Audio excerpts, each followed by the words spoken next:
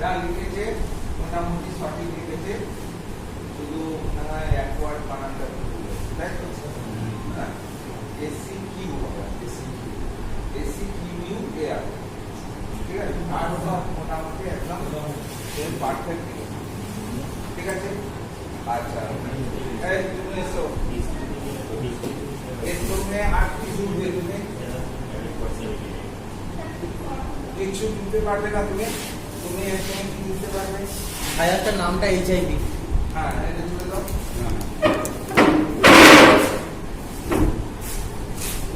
Virus গঠিত রোগ বলেছে, ভাইরাসের নাম লিখে দাও।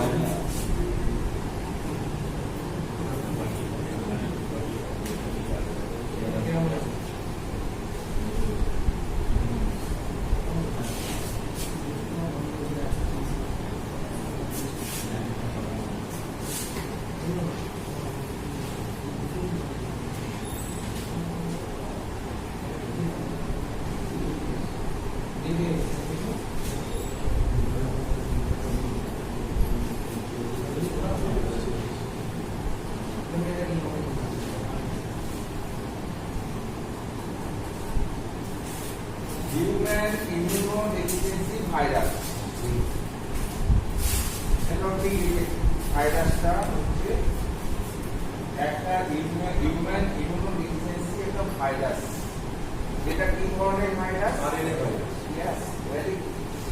এটা আরএনএ ভাইরাস, এক প্রকারের আরএনএ ভাইরাস। ঠিক আছে, রাইবো নিউক্লিক অ্যাসিড, দুই ধরনের নিউক্লিক অ্যাসিড আছে তো, একটা হচ্ছে ডিএনএ, একটা হচ্ছে আরএনএ, বুঝতে পারছো? এরা হচ্ছে, এদেরকে রেট্রো ভাইরাস বলা হয়। রেট্রো ভাইরাস কাকে বলি? যাদের নিউক্লিক অ্যাসিডের একটা চরিত্র থাকে, সেই চরিত্রটা লিভিং অর্গানিজমে ঢুকে যদি বদল করে দিতে পারে, রেট্রো মানে রেকটিফাই করে তারা যদি বদল করে দিতে পারে, তবে সেই সমস্ত ভাইরাসকে আমরা বলি রেট্রো ভাইরাস, এবং তারাই হচ্ছে খুব ডেঞ্জারাস ভাইরাস। আরএনএ ভাইরাস শরীরের মধ্যে ঢুকলো, ঢুকে লিভিং অর্গানিজমের যে টার্গেট সেল তাকে এফেক্ট করলো, করে তার মধ্যে ঢুকে আরএনএ ট্রান্সফর্ম ইনটু ডিএনএ করে ওই সেলটাকে ধ্বংস করে। সেইরকম প্রকৃতির একটা ভাইরাস হচ্ছে এইচআইভি।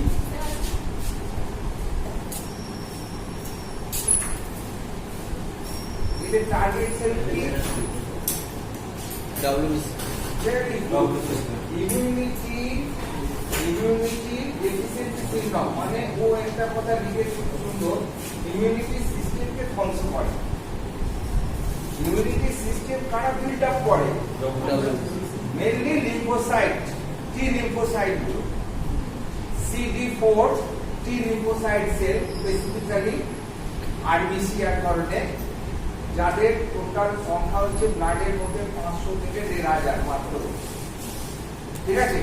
এবং অধিকাংশ শারীরিক ইমিউনিটি তারা সৃষ্টি করে। এছাড়াও আরো অনেকে আছে, রেটিকুলার এন্ডোথেলিয়াল সিস্টেম আছে, সেখান থেকে ইমিউনিটি বিল্ড আপ হয়। বিভিন্ন লিম্ফ্যাটিক সিস্টেম আছে, সেখান থেকে ইমিউনিটি বিল্ড আপ হয়। কিন্তু বেসিক্যালি লিম্ফোসাইট সেলগুলোই করে। আর এই লিম্ফোসাইট সেলগুলো মেনলি আমরা রেকগনাইজ করেছি যেটাকে আর এইচআইভি ভাইরাস অ্যাকচুয়ালি টার্গেট হিসাবে গ্রহণ করে, দ্যাট ইজ CD4 সেল, যেটাকে বলি আমরা। এবং আমরা যে এর যে ভিরুলেন্সি আমাদের শরীরে ও কতটা মানে প্রভাব ফেলেছে, মানে কত ধ্বংস করেছে, কতটা ইমিউনিটি, সেটা আমরা এস্টিমেট করি এই CD4 সেলের কাউন্ট। বুঝা গেল? ব্লাডের মধ্যে যে আরবিসি সেল আছে, যে লিম্ফোসাইট যেগুলো সৃষ্টি করে, তাদেরকে আমরা বলি CD4। এই CD4 এর মাত্রা হচ্ছে ধরে নাও নরমালি 500 থেকে 1500 per cubic millimetre of blood. এই হচ্ছে যখন এই এইচআইভি ভাইরাস গুলো ঢুকে ব্লাডের মধ্যে ওই সেলগুলোকে টার্গেট করে এবং সেলগুলোকে ধ্বংস করে, করতে করতে যখন ভীষণ বিচ্ছিন্ন ভেঙে ফেলে, তখন ইমিউনিটি অনেকটাই ডিক্রিজ হয়ে যায়। তখন কি আর অপরচুনিটি, সুযোগ সন্ধানী যে সমস্ত জীবাণুগুলো আছে, তারা তখন আমাদের শরীরকে আক্রমণ করে। তার ফলে মাল্টি সিস্টেম ডিজিজ হতে থাকে আমাদের শরীরের মধ্যে। বিভিন্ন ধরনের মেনলি কোনগুলো বেশি এফেক্টেড করে না, টিউবারকুলোসিস, টিউবারকুলোসিস, ব্যাসিলাস, মেনিনজাইটিস মানে ব্যাকটেরিয়া গুলো, এরা কি করে তখন শরীরের মধ্যে অবারিততা, তোমার বাড়ি যদি সুরক্ষিত না থাকে, তোমার সিকিউরিটি গার্ড ছিল, তাকে সে কোনোভাবে আউট হয়ে গেল, তো তখন কি হবে? তোমার বাড়ি তো অসুরক্ষিত হয়ে গেল, তখন যে কেউ যে কোনো চোর ডাকাত বলো যে কেউ আক্রমণ করে দিতে পারে, লুটপাট করে নিয়ে চলে যেতে পারে। ঠিক আমাদের বডির মধ্যে যারা সিকিউরিটি ফোর্স, তাদের কেউ কি করছে? ডিপ্রাইভ করে দিচ্ছে, মানে মেরে ফেলছে। অ্যাকচুয়ালি হয় কি, এই যে সিডি সেলগুলো পৃথিবীর প্রত্যেক সিস্টেম আছে, অনেক ভুল ধারণা আছে আমাদের এই রোগটার সম্বন্ধে, সেই জন্য আমি কিছুটা ভুল ধারণা তোমাদের এই করে না। একটা CD4 সেল, CD4 এটা সেল, এটা কি টাইপের সেল? এক ধরনের আরবিসি, ডাব্লিউবিসি। চরিত্র কি? টি লিম্ফোসাইট, টি LYM T2 টি লিম্ফোসাইট, এক ধরনের এর সংখ্যা কত আছে আমাদের শরীরে? নরমাল 500 থেকে 1500 মিলিমিটার থেকে 1000 পার mm ব্লাড। এই এইচআইভি, অ্যাকচুয়ালি এইচআইভি একটা কথা ভালো করে শুনে নাও, এইচআইভি ইনফেকশন হয়েছে মানে এইডস, এটা কিন্তু ভুল ধারণা। জানো তো তোমরা? অর্থাৎ এইচআইভি হলেই যে এইডস হয়ে গেল, এটা কিন্তু নয়। এইচআইভি একটা ইনফেকশন, যেমন অন্যান্য ভাইরাস, যেমন আমাদের যেমন কোভিড একটা ভাইরাস, তো ও আমাদের ইনফেকশন ঘটিয়েছিল, তার জন্য আমাদের শরীর সাফারিং হয়েছিল। এইচআইভি যদি কোনোভাবে আমাদের শরীরে আসে, তবে আমাদের শরীর ইনফেক্টেড হবে, নাও হতে পারে, কারণ আমাদের এই যে এনভায়রনমেন্টের মধ্যে অসংখ্য জীবাণু ঘুরে বেড়াচ্ছে, ভাইরাস, ব্যাকটেরিয়া, প্যারাসাইট, আরো কত কি। তারা কি আমাদের এফেক্ট করতে পারছে? সবসময় কি আমরা কি রোগে ভুগছি না? তো কেন ভুগছি না? না, আমাদের বডির মধ্যে একটা ইমিউনিটি সিস্টেম আছে, সেই ইমিউনিটি সিস্টেমের দ্বারা তাদের যে জীবাণুগুলো আমাদের শরীরে প্রবেশ করতে চাইছে, তাদের আমরা ধ্বংস করে দিচ্ছি। কিছু অ্যাকোয়ার্ড আছে, হ্যাঁ, কিছু আমরা তৈরি করেছি আর্টিফিশিয়ালি, তাই তো? কারণ আমাদের জন্মের পর থেকেই আমরা আর্টিফিশিয়ালি বিভিন্ন রোগের এগেইনস্টে ইমিউনিটি তৈরি করছি থ্রু ভ্যাকসিন, প্লাস এক্সপোজ করতে করতে আমরা ন্যাচারালি অনেক রোগের এগেইনস্টে আমাদের বডি ইমিউন হয়ে যাচ্ছে। তার ফলে কি হচ্ছে, আমরা এফেক্টেড হতে পারছি না, অর্থাৎ শরীর সুস্থ আছে, স্বাভাবিক আছে, এই ধরনের ডিসঅ্যাডভান্টেজ সাইন সিম্পটম নেই। এবার এইচআইভি যদি ঢোকেও তার মধ্যে যে একটা সিমটম তৈরি হবে বা সে এইচআইভি দ্বারা এফেক্টেড হয়ে পড়বে, যদি বডি ইমিউনিটি সাফিসিয়েন্ট থাকে, কি লিউকোসাইট গুলো জিতে গিয়ে যদি তাদেরকে হারিয়ে দিতে পারে, তবে কিন্তু বডি এফেক্টেড হবে না।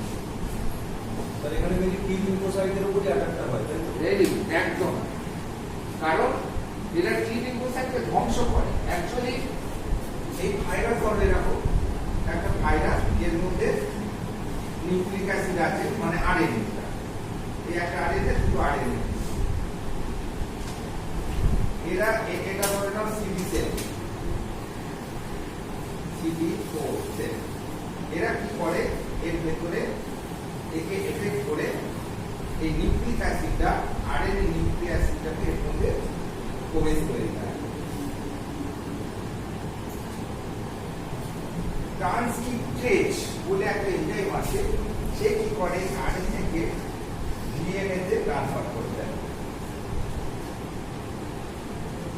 তার ফলে সেলটা ধ্বংস হয়। বুঝতে পেরেছ? এইভাবে এরা এই আরএনএ ভাইরাস, মানে এই এইচআইভি ভাইরাসগুলো র্যাপিডলি CD4 সেলগুলোকে ধ্বংস করতে থাকে। ধ্বংস করতে করতে করতে করতে যখন এরা 200 নিচে মানে রেঞ্জে যাবে ফেলে, তখন যে সমস্ত ইমিউনিটি সিস্টেমটা আমাদের একবারে ডিপ্রেস হয়ে যায়। তখন যারা সুযোগ সন্ধানী, এই সুযোগ সন্ধানী লোকগুলো চোরি ডাকাতি করার জন্য আমাদের শরীরের উপরে ঝাঁপিয়ে পড়ে। তার ফলে আমাদের শরীরের মাল্টি সিস্টেমের উপরে একটা এফেক্ট করে, তার ফলে আমাদের লাইফটা শেষ হয়ে যায়। যতক্ষণ না পর্যন্ত এই যে মারতে মারতে এরা এই 200 নিচে বা 200 কাছাকাছি আনতে পারছে, ততক্ষণ পর্যন্ত এডসের সেরকম ভাবে সিমটম তৈরি হয়। অর্থাৎ আগে যতক্ষণ ইনফেকশন ঘটলো, সেখান থেকে যখন প্রোগ্রেস হতে হতে এই জায়গায় এসে পৌঁছালো, তখন সেই রোগটার নাম হয়ে গেল এইডস। বুঝা গেল? যতক্ষণ না পর্যন্ত ইমিউনিটিকে ডিপ্রেস করতে না পারছে, ততক্ষণ সে এইচআইভি ভাইরাস এফেক্টেড বলেই যে এইডস হবে তা নয়। এইচআইভি ভাইরাস ঢুকে যতক্ষণ না পর্যন্ত তোমার ইমিউনিটিকে ডিপ্রেস করে সিমটম প্রডিউস করছে, ততক্ষণ এই রোগটার নাম বলবো না। যখনই শুরু হলো সিমটম তৈরি করতে, তখনই সেটাকে বলবো আমরা এইডস। এইডস পুরো কথাটি বলে অ্যাকোয়ার্ড ইমিউনোডেফিসিয়েন্সি সিনড্রোম। সিনড্রোম মানে কি হচ্ছে, কিছু সিমটম কমপ্লেক্স। সিনড্রোম মানে অনেকগুলো রোগের সংমিশ্রণে, অনেকগুলো সিমটমের সংমিশ্রণে একটা কমপ্লিকেটেড অবস্থা, তাকে ম্যানিফেস্টেড অবস্থা, তাকে বলতে আমরা সিনড্রোম। সেই জন্য এটাকে ডিজিজ বলা হয়। এটা যেহেতু একটা প্রকৃত রোগ নয়, জেনে এইটাকে আমরা ডিজিজ বলি। এইচআইভিটা ইনফেকশন হচ্ছে, সেটা হচ্ছে একটা ভাইরাল ঘটিত রোগ। ভাইরাসটা এফেক্টেড ঘটেছে, যেমন আমাদের তোমার মিজেলসের ভাইরাস, ইনফ্লুয়েঞ্জা ভাইরাস, তারপরে তোমার কোভিড ভাইরাস, এরা আমাদের শরীরের দিকে বিভিন্ন ধরনের এরপরে অ্যাডিনো ভাইরাস গুলো সেরকম এ করে। এইবার আমাদের কথা হচ্ছে এই ভাইরাসটা অন্যান্য যেমন মিজেলস ভাইরাস, তারপর হচ্ছে টিউবারকুলার ভাইরাস, এই ব্যাকটেরিয়া, তারপরে হচ্ছে তোমার যে সমস্ত ভাইরাল ইনফেকশন গুলো হচ্ছে, কোভিড বলো যাই বলো, তাদের স্প্রেড অফ কোনটা কি, স্প্রেডিংটা কেমন হয়? মিজেলস বলো, ইনফ্লুয়েঞ্জা বলো, নাকের মধ্যে স্প্রেডিংটা কি হয়? Through droplet, through droplet, direct airborne ট্রান্সমিশনটা হয় through the droplet, through air ড্রপলেটের মাধ্যমে ট্রান্সমিট করে। চারদিকে ছড়িয়ে পড়ছে, সেখান থেকে নাক মুখ দিয়ে আমাদের শরীরে প্রবেশ করছে। তারপরে তারা একটা প্যাথোলজিক্যাল স্টেটে মাল্টিপ্লিকেশন করলে তখন আমাদের রোগ হচ্ছে। আর যদি মাল্টিপ্লিকেশন আমাদের বডির মধ্যে চাঙ্গা থাকে, মাল্টিপ্লিকেশনকে রোধ করে দেয়, তবে তারা ধ্বংস হয়ে যাচ্ছে, আমার বডিকে এফেক্ট করতে পারছে না। এই হচ্ছে বেসিক কথা, তাই তো? এর যে ভাইরাস এবং HIV এ ঢুকে কিভাবে? রক্তবাহিত। এইভাবে নয়, না, সবসময় রক্ত হয় না, সিমেন্ট দিয়ে হয়। এইভাবে নয়, এর কিছু নির্দিষ্ট রুট আছে। কোন নির্দিষ্ট রুট কি? এরা sex fluid, blood, amniotic fluid আর হচ্ছে মাদার্স মিল্ক। মাদার্স মিল্ক আমি এমনি জাস্ট নামগুলো মুখে বলে দিচ্ছি, অত লিখছি না। এই এতগুলো জিনিস দিয়ে এরা বাহিত হতে পারে। সেক্স ফ্লুইড বলতে মেয়েদের সার্ভাইকাল ফ্লুইড, ছেলেদের সিমেন।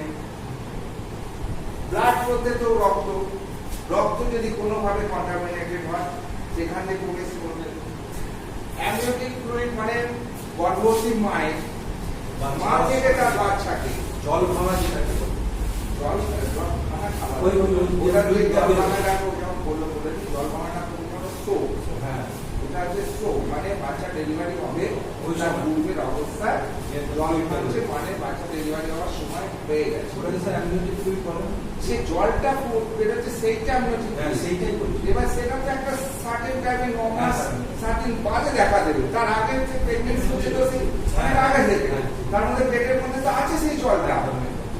বাচ্চাটা গ্রো করছে কোথায়? একটা থলির মধ্যে, তো অ্যামনিওটিক ক্যাভিটির মধ্যে। আর ক্যাভিটিটা ভর্তি হয়ে আছে যে liquid, that is amniotic liquid. ওই অ্যামনিওটিক ফ্লুইডটার মধ্য দিয়ে মায়ের থেকে জীবাণুগুলো বাচ্চার শরীরে প্রবেশ করতে পারে। আর হচ্ছে মাদার্স মিল্ক, ইনফেক্টেড মায়ের মানে ল্যাকটেটিং মায়ের যদি বাচ্চা দুধ পান করে, সেখান থেকে দুধের মাধ্যমে বাচ্চাটা শরীরে চলে যেতে পারে। ঠিক আছে? তার মানে আমরা যদি এটাকে অন্যদিক দিয়ে ভাবি, কিভাবে এই রোগটা ট্রান্সমিট হয়, এইটা একটা কথা লিখবে। এইগুলো তো লিখে নিয়েছো, অ্যাকুট ইমিউনিটি সিনড্রোম, ভাইরাসের নাম সব লিখে নিয়েছো। হ্যাঁ, এটা এক ধরনের আরএনএ ভাইরাস, শরীরের মধ্যে সিডি সেল অর্থাৎ আরবিসি গুলোকে ধ্বংস করে, হেলদি সিডি সেল গুলোকে। ঠিক আছে? এগুলো সব জেনে গেলে কিভাবে শরীরে প্রবেশ করে, মানে কিভাবে রোগটা ছড়ায়, তখন বলবে আনপ্রোটেক্টেড সেক্সুয়াল ইন্টারকোর্স।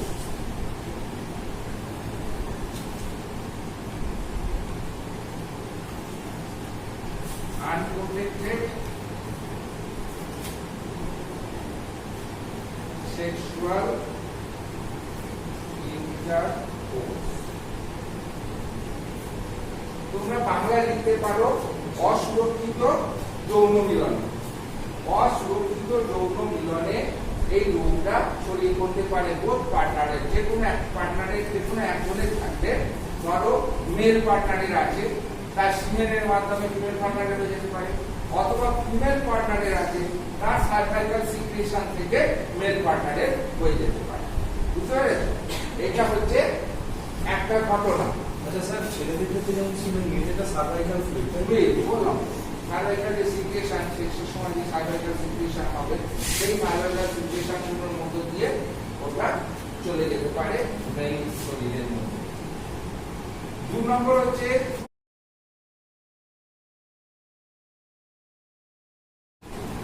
তাকে আমরা কি বলি? Parental group.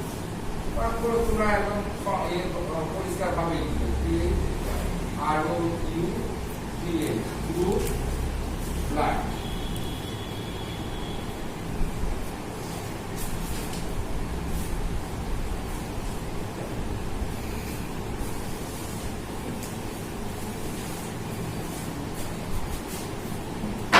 গ্রুপ ব্লাডের মধ্যে 1 নম্বর হচ্ছে ব্লাড ট্রান্সফিউশন।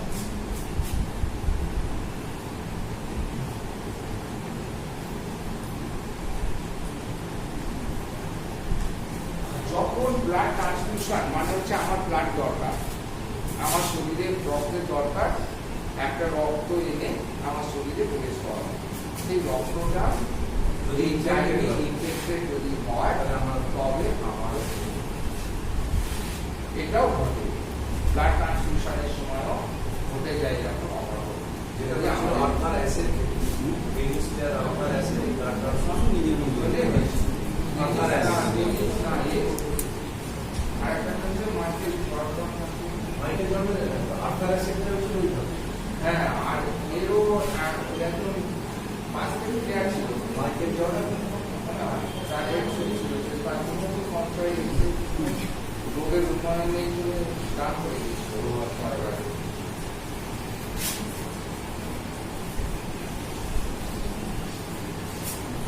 ব্লাড ট্রান্সফিউশন 2 নম্বর হচ্ছে ইনফেক্টেড নিডল বা কন্টামিনেটেড কন্টামিনেটেড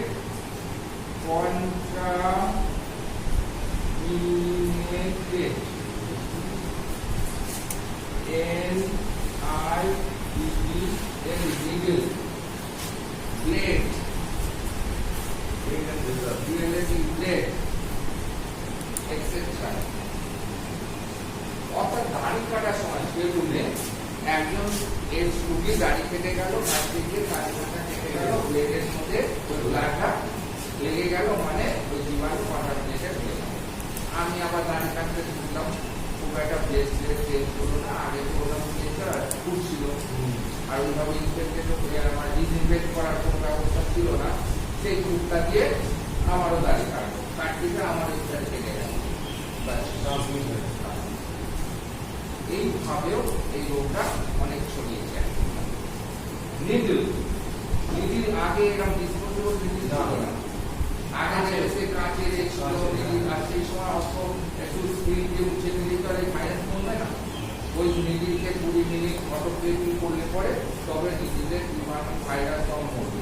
আর তখন অটোক্লেভার কোন দামটা বলবা যে পারি ওই কি আসছে ওই ফুটছে, ওই নিয়ে পরিষ্কার করে দিচ্ছে, করে নিয়ে ফুটছে, এই করতে গিয়ে একজনের থেকে আরেকজনের শরীরে এরকমভাবে ছড়িয়ে যেতে পারে। আর হচ্ছে ড্রাগ অ্যাডিক্টেড যারা মেনলি নেশা করে, একজনে 5-6 জন 7 জন বন্ধু মিলে নেশা করছে, ড্রাগ নিচ্ছে, এরকম ইনজেকশনে পুশ করছে, হ্যাঁ ও বলছে যে আমাকে পুশ করছে, এবার ওদের মধ্যে যদি কারো একজনের এইডস থাকে, এইডস ভাইরাস থাকে, মানে এইচআইভি ভাইরাস থাকে, এইচআইভি ভাইরাস যদি ব্লাডের মধ্যে থাকে সেখান থেকে শরীরে প্রবেশ করে যেতে পারে। ড্রাগ অ্যাডিক্টেড যারা এরকম নিডল ইউজ করে বা নিডল শেয়ার করে যারা ড্রাগ নেয়, ঠিক আছে, তাদের ক্ষেত্রেও এরকম করে যেতে পারে। তার মানে কি ব্লাডের মাধ্যমে ব্লাড ট্রান্সফিউশনের দ্বারা হতে পারে, বা যে কোনো কন্টামিনেটেড নিডল হোক, ব্লেড হোক, বা কোনো ইনস্ট্রুমেন্ট হোক, হ্যাঁ অপারেশনের সময় যদি কোনো ইনস্ট্রুমেন্টেও যদি কোনো থাকে সেখান থেকেও চলে যেতে পারে। এটা গেল থ্রু ব্লাড। আর 3 নম্বর হচ্ছে তোমার ভার্টিক্যাল ট্রান্সমিশন। ভার্টিক্যাল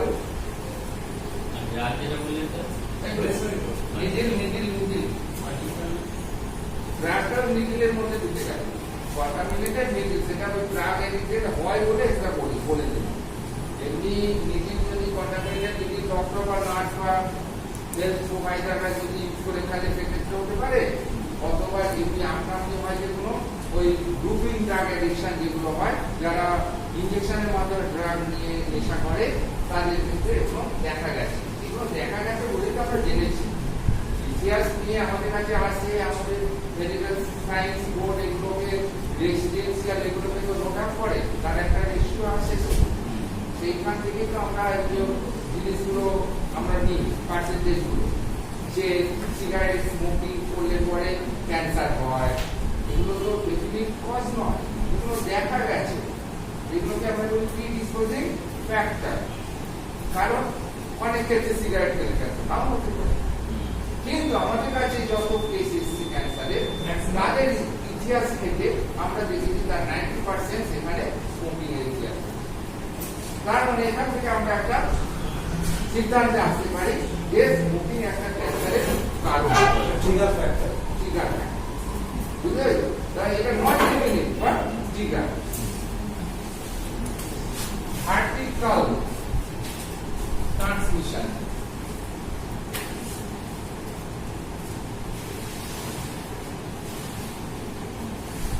যে কোনো রোগ যদি গর্ভবতী মায়ের থেকে তার গর্ভের সন্তানের শরীরে প্রবেশ করতে পারে, থ্রু প্ল্যাসেন্টা ব্যারিয়ার হোক, লিভারি হোক, অ্যামনিক ফ্লুইড হোক, হ্যাঁ, তাকে আমরা বলি ভার্টিক্যাল ট্রান্সমিশন। এবার এইডস যেমন একটা ভার্টিক্যাল ট্রান্সমিটার, তোমাদের কোরালে একটা কোশ্চেন করতেই পারে, বলো আর একটা রোগের নাম করে যেটা ভার্টিক্যালি ট্রান্সমিটেড। হেপাটাইটিস বি মনে রাখবে, এই যে আমি এইচআইভি পড়াচ্ছি, এইচআইভি আর hepatitis B spreading transmission transmission actually same, প্রায় সবটা। এইখানে যতগুলো বললাম সব এতে এইচআইভি ট্রান্সমিশনে ঢুকে যাবে, তোমার হেপাটাইটিস বি ট্রান্সমিশনে ঢুকে যাবে। অর্থাৎ এটা মনে রাখবে যে এই যে ট্রান্সমিশনটা তোমরা এইচআইভি ক্ষেত্রে করছো, এটাই কিন্তু হেপাটাইটিস বি এর ক্ষেত্রেও করছো। ঠিক আছে? তবে আলাদা করে হেপাটাইটিস বিটা মুখস্থ করতে হবে, এইটা জানলে এইচআইভি। আচ্ছা, আর হচ্ছে কি ভার্টিক্যাল ট্রান্সমিশন, আর একটা হচ্ছে ট্রু মাদার, 4 নম্বর লিখে নাও, ট্রু। স্যার ভার্টিক্যাল ট্রান্সমিশন থেকে উইন্ডের উপর কি হয়ে যায়? দেখে বা মাদার সুন, মাদার উংসের মধ্যে হয়ে যায়। আর একটা হচ্ছে true, true milk, mother's milk. এটা তো আমি একবার ছিল না, এটা কিন্তু ছিল না। মাদার্স মিল্ক দেখে নিও। Because that always change, always. তোমাকে আপডেট রাখতে হবে। Sir through the infected mother সুন, শোনটা অবশ্যই এখানে যা হচ্ছে মাদার খেলেই তো হবে না, মাদারেও থাকবে, মাদারে থাকতে হবে। এর ভার্টিক্যাল ট্রান্সমিশন সবাই হচ্ছে না, মাদারে থাকতে হবে তবে না হতে পারে না। হ্যাঁ। এইবার কথা হচ্ছে গেলেই যে হবে তার কিছু কথা নেই বলে দিলাম, যে এইচআইভি গেছে মানে যে হবে তা কিন্তু নয়। বুঝতে পেরেছো? কারণ দেখা গেছে এই যে ভার্টিক্যাল ট্রান্সমিশন তোমার দেখা গেছে 40%, তাহলে 60% হয় না, 40% এসে মানে বাংলা কথা যার সেই যদি ক্যারিয়ার হয় তবেই সে ট্রান্সমিট করতে পারবে, এবং ট্রান্সমিশনটা ডিপেন্ড করবে তার ক্যারিয়ার অলওয়েজ 100% ট্রান্সমিট করতে পারবে, মানে কিন্তু রিসিভারের মধ্যে Spread পাওয়ারের উপরে ডিপেন্ড করবে যে সে এফেক্টেড হবে কি হবে না। প্রথম কথাই বলেছি যে আমাদের এনভায়রনমেন্টের জীবাণু ভর্তি, আমরা কিছু হেসে খেলে ঘুরে বেড়াচ্ছি, এফেক্টেড হচ্ছি আলে কালে কিঞ্চিত কোনো সময় যখন আমার ইমিউনিটি শক্তি সেই স্পেসিফিক এজেন্টটার এগেইনস্টে পরাজিত হচ্ছে। আদারওয়াইজ আমরা কিন্তু এফেক্টেড হচ্ছি না। তার মানে কি হচ্ছে, ঢুকছে না, ঠিকই জীবাণু ঢুকছে, সব জীবাণু ঢুকছে, কিন্তু আমাদের বডি ইমিউনিটি তাকে হাঁটিয়ে দিচ্ছে শরীর থেকে। স্যার এইচআইভি ইনকিউবেশন পিরিয়ডটা কত? বহু 10 ইয়ার্স কি? 10 ইয়ার্স 20 ইয়ার্স মানে 10 তোমার 28 দিন, মানে ধরে নাও সংসদ থেকে 6 সপ্তাহ থেকে 6 বছর ইনকিউবেশন পিরিয়ড। হ্যাঁ। এবার এটা ইনকিউবেশন পিরিয়ডটা 20 বছর এক্সপেক্ট করতে পারে, সারা জীবনে সারা জীবনও থেকে যেতে পারে, কষ্ট অ্যাক্টিভ ফর্মে গেল, অ্যাক্টিভ ফর্মে গেল না। মানে ডরমেন্ট পজিশনে রয়ে গেল। এরকম সাথে দিয়েছে। মেন হচ্ছে কি early diagnosis and treatment is the main pillar of management. ম্যানেজমেন্টের মেন পিলার হচ্ছে early diagnosis and treatment. Any রোগের ক্ষেত্রে যদি আমরা যে কোনো রোগ যদি খুব তাড়াতাড়ি ডায়াগনোসিস করে ফেলতে পারি এবং তার যদি ব্যবস্থাপনা নিই, তবে সেই রোগটা আর পারিবারিক জায়গায় পৌঁছাতে পারে। এইডস এ এইচআইভি ইনফেকশন হয়েছে, আমরা এইডস এর জায়গায় পৌঁছাতে যদি না দিই তবে এইডসটা হবে কি করে? আমি তো প্রথম কথা বলেছি এইচআইভি শরীরে ঢুকলে যে এইডস হবে তা কিন্তু নয়।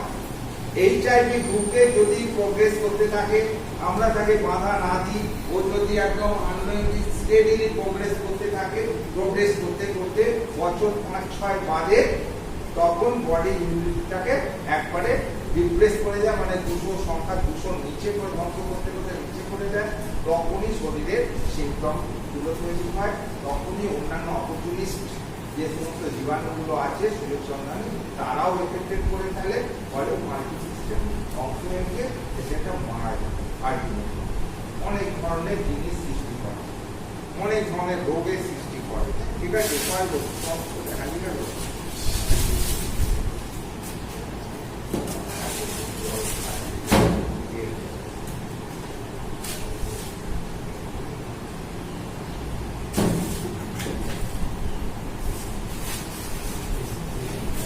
এবার হচ্ছে কি কি সাইন সিম্পটম হয়,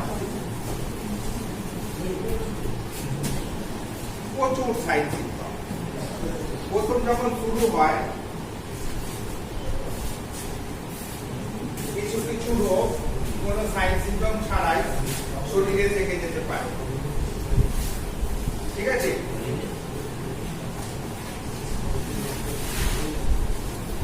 কিছু কিছু রোগ শরীরে প্রবেশ করে শরীরের মধ্যে বাসা বাঁধে থেকে যায়, কিন্তু কোনো সাইড সিম্পটম তৈরি করে না। They are all carriers. They are the most dangerous of our society. ওদের শরীরে পড়ছে না বলে ও যদি অন্যভাবে কারোর সঙ্গে মেলামেশা করে তার শরীরে কিন্তু সেটা চলে যাবে। চলে গিয়ে এর শরীরে হচ্ছে না বলে যে যার শরীরে গেল তার ইমিউনিটি অত পাওয়ারফুল নাও হতে পারে, সেখানে সে মাল্টিপ্লিকেশন করবে, করে আরবিসি গুলোকে ধ্বংস করতে করতে তার কি রোগটা প্যাসিভ ক্যারিয়ার। ঠিক আছে, তাদেরকে অ্যাক্টিভ বা প্যাসিভ যাই বলো, প্যাসিভ বলতে মানে বোঝা যাচ্ছে না তাই প্যাসিভ বলা হয়। যাদের রোগ হয়ে গেছে অথচ তার ক্ষেত্রে হচ্ছে অ্যাক্টিভ ক্যারিয়ার। তো এক নম্বর কথা হচ্ছে এরা থাকলেও কিন্তু অনেক সময় সিম্পটম তৈরি করে না, অ্যাসিম্পটোম্যাটিক অবস্থায় থাকতে পারে। তো মেইনলি অধিকাংশ ক্ষেত্রে যখন এইচআইভি ইনফেক্টেড হয় তখন আমাদের যেমন অন্যান্য ভাইরাসগুলো এফেক্ট করলে পরে জ্বর হয়, সর্দি হয়, নাক দিয়ে জল পড়ে, গা ঝাইমাজ করে, গলা ব্যথা হয়, এইরকম যে সিম্পটম গুলো হয়, লিম্ফ গুলো ফুলে ওঠে, হ্যাঁ, সেরকম এদেরও তাই হয়। সেই জন্য প্রথমে ফিভার,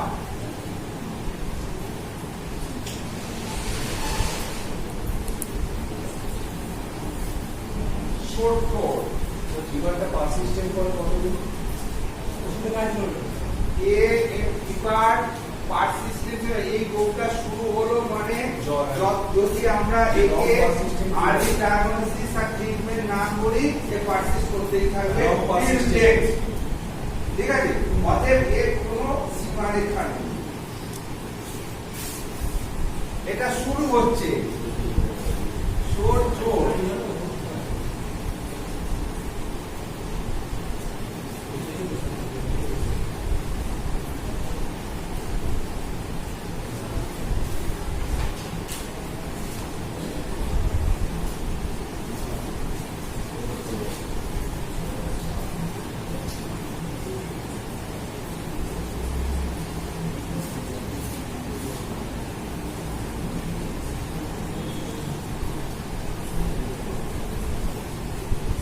কাফ হবে, সর্দি মানে কাশি, সর্দি, হাঁচি, স্নিজিং, সর্দি, কাশি, হাঁচি এসব দেখা দিতে পারে। তার সঙ্গে কাফ, ক্যাটার, ক্যাটার মানে ক্যাটার ইনফ্লামেশন, নাক দিয়ে জল, চোখ দিয়ে জল, যেগুলোকে এখন আমরা বলি ক্যাটার। তার সঙ্গে স্নিজিং, এসে ডবলি ওটা দিয়ে হবে স্যার, হ্যাঁ, স্নিজিং, বুঝছি না, স্নিজিং যেটা SNEZ, স্নিজিং মানে হাঁচি এটা। আচ্ছা, এর সঙ্গে তোমার উইকনেস,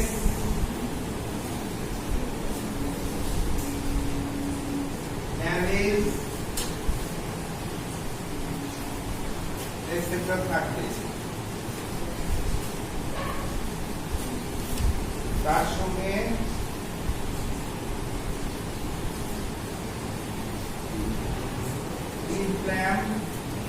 lymph node.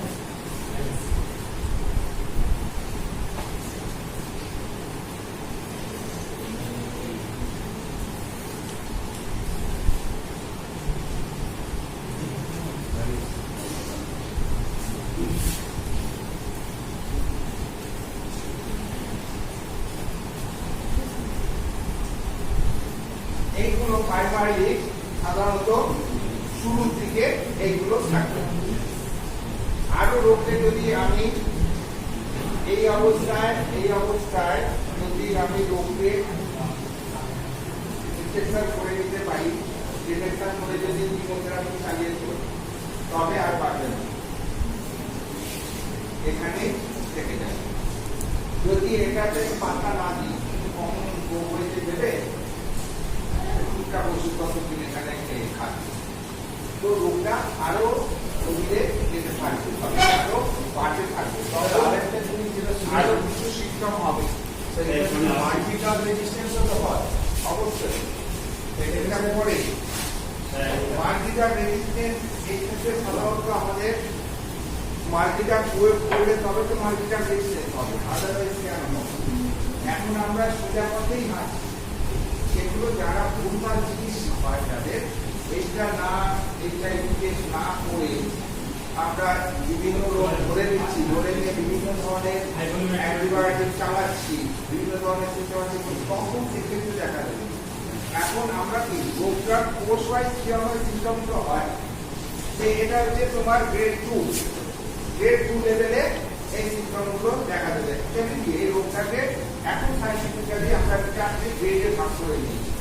একটা গ্রেড 1, গ্রেড 2, গ্রেড 3 আর গ্রেড 4। গ্রেড 1 হচ্ছে জাস্ট ঢুকছে কিন্তু সিমটম তৈরি হচ্ছে না, হ্যাঁ, রোগটা অ্যাসিম্পটোম্যাটিক থেকে যাচ্ছে, এই সামান্য একটু লিম্ফ গ্ল্যান্ড এদিক ওদিক একটা ফুলছে, এটা হচ্ছে গ্রেড 1। গ্রেড 2 হচ্ছে যেমন অন্যান্য ফ্লু লাইক সিমটম। গ্রেড 2 হচ্ছে অন্যান্য যে ফ্লু হয়, ফ্লু মানে জ্বর, পুষ্টিকারী যে ভাইরাস ছিল তাদেরকে ফ্লু বলে। এই ফ্লু লাইক সিমটম তৈরি হয় গ্রেড 2 তে, যেখানে এরকম ফিভার থাকে, ঠোঁট থাকে, সর্দি কাশি হাঁচি থাকে, জেনারেল উইকনেস থাকে, ম্যালেজ থাকে, আর হচ্ছে লিম্ফ গ্ল্যান্ড গুলো একটু খুলে থাকে। এরা হচ্ছে গ্রেড।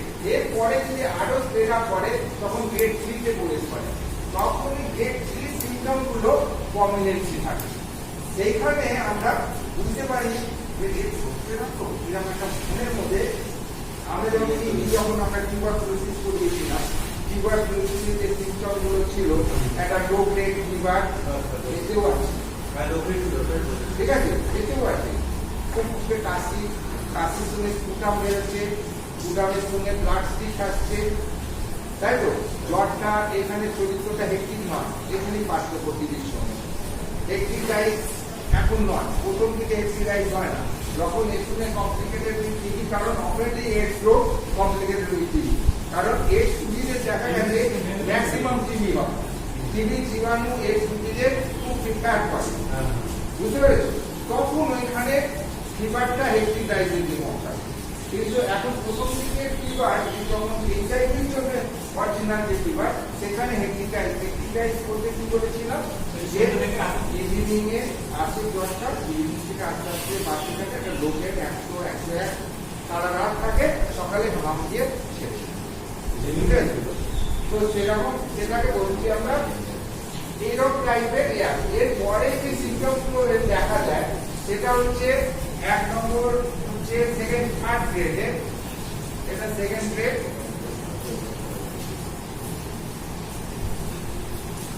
থার্ড গ্রেডে গিয়ে excessive 9-20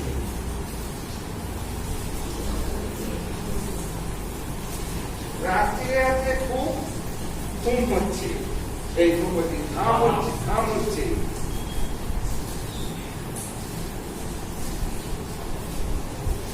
2 নম্বর হচ্ছে নিউমোনিয়ার মতো সিমটম তৈরি হচ্ছে,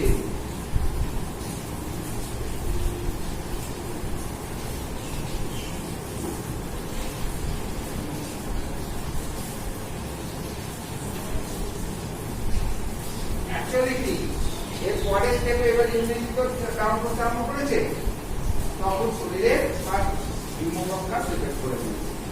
ওর সঙ্গে এই বেবির সঙ্গে নিউমোকক্কাস ইনফেকশন ঘটায়। লাগাবার জন্য নিউমোকক্কাস ইনফেকশন ঘটালে যে ধরনের সিমটম গুলো হয়, সর্দি, কাশি, জ্বর, শ্বাসকষ্ট, বুকে ব্যথা, এইগুলো সে অনুভব করছে। এই যে নিউমোনিয়া লাইক সিমটম মানে নিউমোনিয়া হলে পরে যা সিমটম হয় সবগুলো ওর শরীরের মধ্যে দেখা দিচ্ছে। কেন না নিউমোনিয়া অরিজিনালি এফেক্ট করে দিয়েছিল। কেন ইমিউনিটিটা ডাউন হয়েছে, নিউমোনিয়া ঢুকে গেছে। ঠিক আছে, এবার তো আরো দাঁড়ালাম। 3 নম্বর একটা মাইন্ডার হচ্ছে এইবার ওয়েটটা লস হচ্ছে, ওয়েটটা লস হচ্ছে, সেই 8 স্টেজে গিয়ে ওয়েট লস হচ্ছে।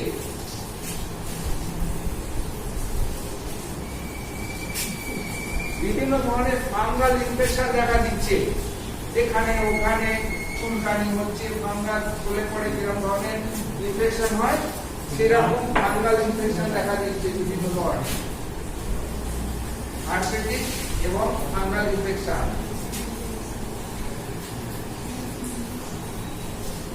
Arthritis and fungal infection of different part of the body.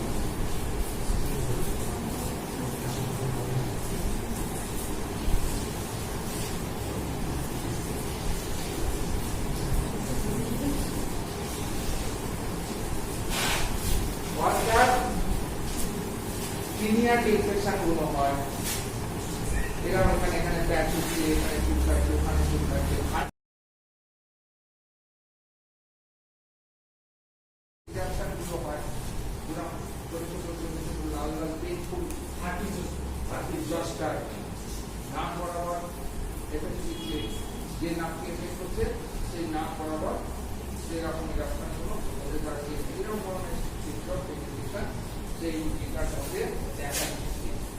তার মানে এইরকম যখন আর তার সঙ্গে এগুলো তো থাকছে, এগুলো ছিল তার সঙ্গে যখন এইগুলো দেখা দিচ্ছে তখন কিন্তু আমার জীবনে যখন এলো আমার কিন্তু সন্দেহ হলো।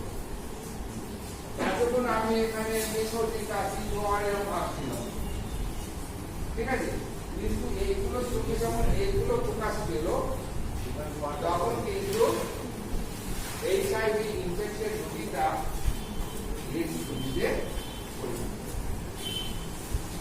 এর সঙ্গে এবার যেহেতু ভাইটালিটি লো হয়ে যাবে তখন অপরচুনিস্টিক যেগুলো ঢুকতে আমরা করে দিয়েছি, এর সঙ্গে এবার তিনি ঢুকবে, ইনফেকশন হবে। তিনবার আগেই বলে দিয়েছে, আগে বলে নাই, বলেছি এরপরে ঘটবে তো, এরপরে হালকা দেখা যাবে মুখে সাদা সাদা প্যাচ, মাউন্ট আলসার,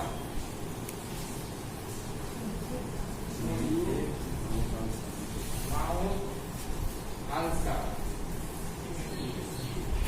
মুখে ঘা দেখা দেবে, ফেসের মধ্যে হোয়াইট প্যাচ দেখা দেবে, ফেসের মধ্যে white patch in the face,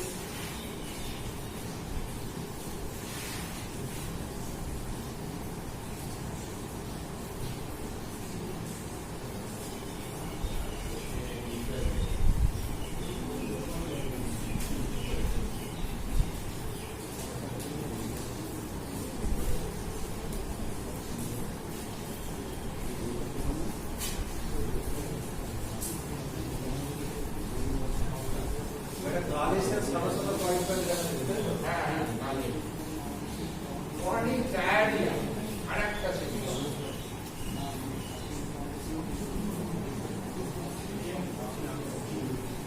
পাতলা পায়খানা, chronic diarrhea দেখা দেবে।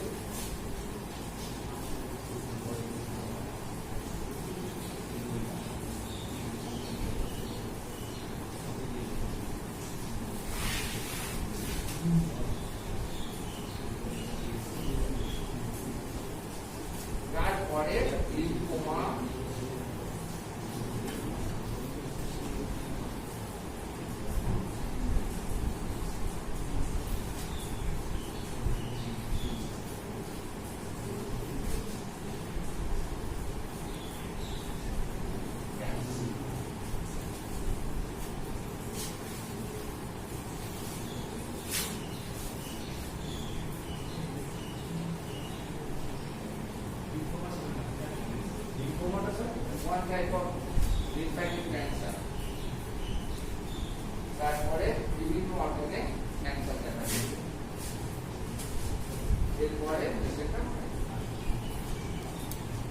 এই হচ্ছে টেস্ট টু অবধি ঠিক করা লাগবে। হ্যাঁ। তাও ঠিক করা লাগবে। Test two pattern. Test 2 test 3 সবই কি করা যায়। ম্যানেজমেন্টে কি করব,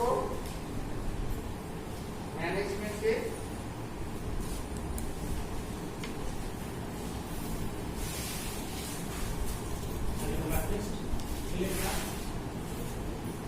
হ্যাঁ ম্যানেজমেন্ট আমরা কি করব,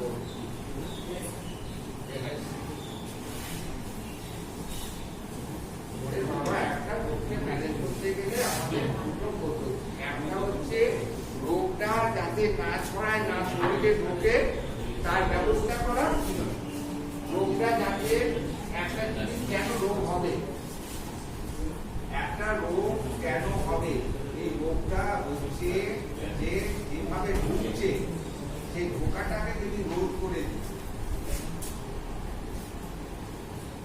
আর যে জিনিসটা ঘটাচ্ছে কি ঘটাচ্ছে, ইমিউনিটিকে ডিপ্রেস করছে, ইমিউনিটিকে যদি ঠান্ডা করছে,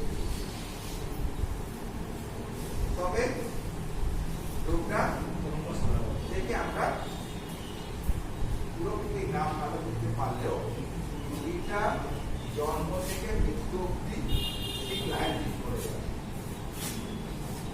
বোঝা গেল। অর্থাৎ প্রথমে হচ্ছে যে যে কারণে হচ্ছে সেই কারণগুলোকে আপরুভ করে দেওয়া, মানে আর কি করে দেওয়া, তাহলে ম্যানেজমেন্টে কি হবে, ম্যানেজমেন্ট কি লিখবে, প্রিভেনশন অফ এন্ট্রি, সেখানে কি লিখবে, অ্যাভয়েড সেক্সুয়াল ইন্টারকোর্স, সেটা বলে লাইন চলবে আনপ্রোটেক্টেড। আর প্রোটেক্টেড, কথাটা বলতাম আনপ্রোটেক্টেড সেক্সুয়াল। এক নম্বর হচ্ছে আনপ্রোটেক্টেড সেক্সুয়াল লাইফটাকে, অর্থাৎ সেক্সুয়াল লাইফটাকে প্রোটেক্ট করতে হবে, প্রোটেক্টেড সেক্সুয়াল লাইফ। মাল্টি মানে কি বিভিন্ন পার্টনার, সেক্স পার্টনার চেঞ্জ করা উচিত নয়, অর্থাৎ আননোন সেক্স পার্টনারের সঙ্গে বাংলাটা পলিগামি সিংটাকে পলিগামিটাকে বাংলা বন্ধ করতে হবে। বাংলায় পলিগামি বলে, ইংরেজিতে পলিগামি মানে মানে বহুগামী যাকে বলে, বহুগামী, মানে বিভিন্ন আজ ওই মেয়ের সঙ্গে কাল ওই মেয়ের সঙ্গে তার মানে তার 100টা পলিগামিস্ট বলে। বা কোনো মেয়ের 100টা বয়ফ্রেন্ড, তো তাদের সম্ভাবনা বেশি থাকে কতগুলো বয়ফ্রেন্ডে কত বুঝতে রাখবে, ঠিক আছে।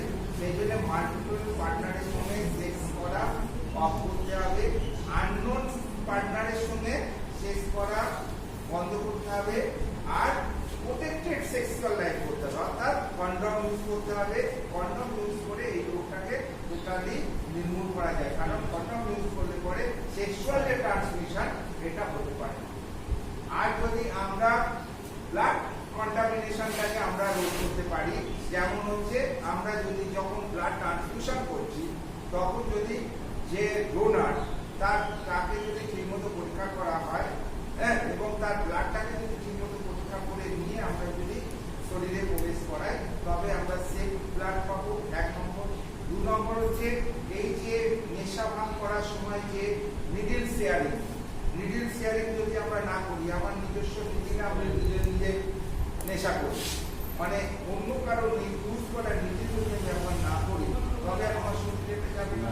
মেডিকেল যে পার্সোনাল আছে তারা যদি ডিসপোজেবল সিরিঞ্জ ইউজ করে, তবে আর সেকেন্ড টাইম যেহেতু সেটা ইউজ হচ্ছে না, তবে ওটা একটা রোগীর থেকে আরেকটা রোগীতে ট্রান্সমিশন হওয়ার সম্ভাবনা থাকছে না। তো এইরকম ভাবে যে সমস্ত কারণ দিয়ে এটা হচ্ছে তাদেরকে অফ করে দিতে হবে, এক নম্বর।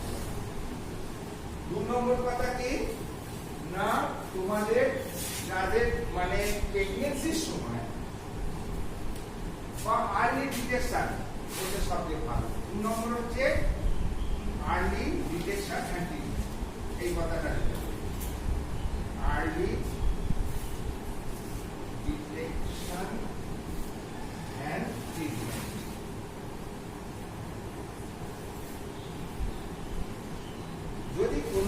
সেটা প্রেগনেন্সি হোক, সিঙ্গেল আমাদের যখন সন্দেহজনক কোনো রুগী হোক, তাদের যদি আমি এইচআইভি মানে টেস্ট করে নিয়ে যদি আমি আইডেন্টিফাই করে ফেলতে পারি যে এই মায়ের প্রেগনেন্ট মায়ের শরীরে এইচআইভি আছে, তবে এমন কিছু এখন ওষুধ বেরিয়ে গেছে, সেই ওষুধ দ্বারা মাকে যদি চিকিৎসা করা হয় তবে কিন্তু তার বাচ্চার যে মানে এইচআইভি এফেক্টেড হবে না। বুঝতে পেরেছো? তো এই হচ্ছে তোমাদের এইচআইভি সম্বন্ধীয় ব্যাপার-স্যাপার। তোমাদের খুবই সংক্ষিপ্ত একটুখানি আছে, কিন্তু এটা যেটা একটা খুব ইম্পর্টেন্ট ব্যাপার, সেই জন্য আমি অনেকটা করে তোমাদের জানিয়ে দিলাম যে এইচআইভি হলে ভয় পাবে না, এইচআইভি এখন সম্ভব, তাকে রক্ষা ভালো করা এখনো ভালো হওয়ার কোনো ভ্যাকসিন এখনো বেরোয়নি, ভালো হওয়ার কোনো স্পেসিফিক বেরোয়নি, কিন্তু ওই যে ইমিউনিটিকে ডিপ্রেস করছে, ওই ইমিউনিটি ডিপ্রেস যাতে করতে না পারে তার জন্য অনেক ওষুধ এবং সেই ওষুধগুলো কার্ড দেওয়া হয়, কার্ড দিয়ে চিকিৎসা করা হয়। এআরটি একটা হচ্ছে তোমার দু ধরনের চিকিৎসা হয়, এটা এআরটি একটা চিকিৎসা হয়, আর একটা হচ্ছে এআরটি মানে হচ্ছে anti retroviral treatment, anti retroviral viral treatment, আর একটা হচ্ছে post exposure prophylaxis, post exposure প্রোফাইলাক্সিস।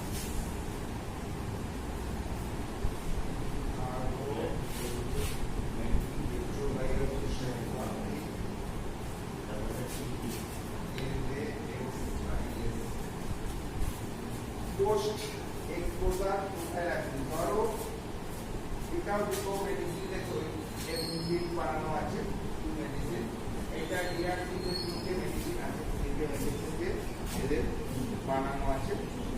আচ্ছা, এমনি যখন তোমার এই যে পোস্ট প্রোফাইলাক্সিস, এটা মানে হচ্ছে ধরো কোনো একটা আমি পার্টনারের সঙ্গে সেক্সুয়াল ইন্টারকোর্স করে ফেলেছি, তারপরে জানতে পেরেছি যে ও এইচআইভি পজিটিভ ক্যারিয়ার বা পজিটিভ, তো তখন এই চিকিৎসাটা করলে পরে 72 ঘন্টার মধ্যে যদি আমি চিকিৎসাটা শুরু করে দিতে পারি এবং 28 দিন যদি তাকে পুরো মেডিসিনটা খাওয়াই, তবে কিন্তু তা হবে না।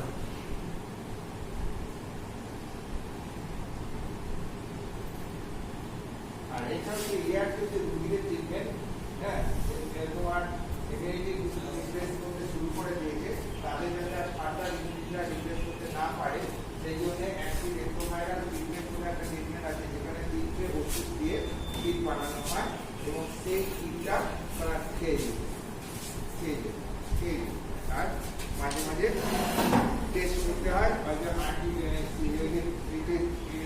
তোমার আরবিসিগুলোর সংখ্যা, হ্যাঁ, CD4 এর সংখ্যাটা দেখতে হবে কত থাকে। এটা কি 6 বছর কন্টিনিউ করতে হবে? হ্যাঁ, লাইফ লং কন্টিনিউ করতে হবে, লাইফ লং, কিন্তু অ্যাকর্ডিং টু ইনভেস্টিগেশন, মানে আমরা কতটা ইমপ্রুভ হচ্ছে না হচ্ছে আমরা ইজিলি জানতে পারি CD4 কাউন্ট করে। সেটা দাম কেমন? এগুলো তোমাদের এখানে নয়, আমি মানছি হ্যাঁ, ও ট্রিটমেন্ট যদি করা হয় অনেক জানার অনেক পদ্ধতি আছে, জেনে নিন। স্যার এই পোস্ট এক্সপোজার প্রোফাইলাক্সিসে মোটামুটি কত ঘন্টার মধ্যে ট্রিটমেন্ট শুরু করতে হবে? 72 ঘন্টার মধ্যে চিকিৎসাটা শুরু করতে হবে, 28 দিন পর দিলেও চিকিৎসাটা করতে হবে, একদিনও গ্যাপ দিলে হবে না। যদি পরপর দুদিন গ্যাপ দিয়ে ফেলে বন্ধ করে দিয়ে আবার শুরু করতে হবে, হয়ে গেল, পুরো জিনিসটা বরবাদ হয়ে গেল।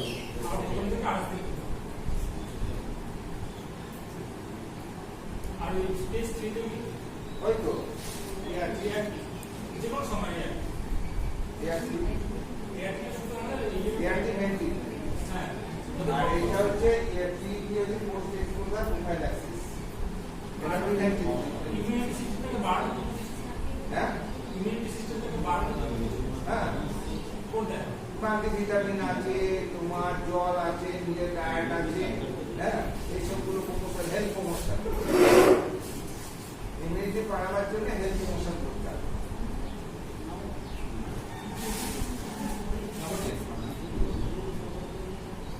VIR একটা বি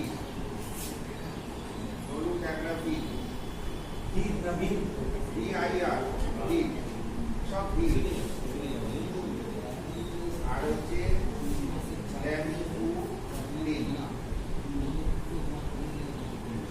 এটা হচ্ছে ART এই চিকিৎসাতে অ্যান্টি রেট্রোভাইরাল ট্রিটমেন্টে এই তিনটি ওষুধ ব্যবহার করা হয়।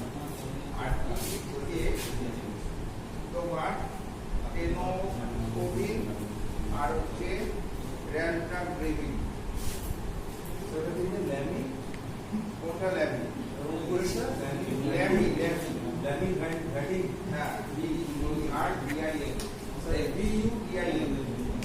এবি ইউআর BU এটা BU ইউআর BIN BIN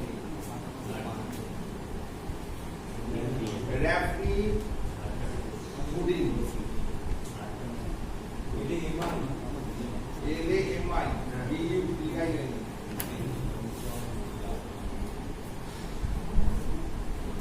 এটা সিআরটি ট্রিটমেন্ট তাই তো স্যার হ্যাঁ ART ট্রিটমেন্টে তিনটে ওষুধ আমাদের ইউজ করা হয়।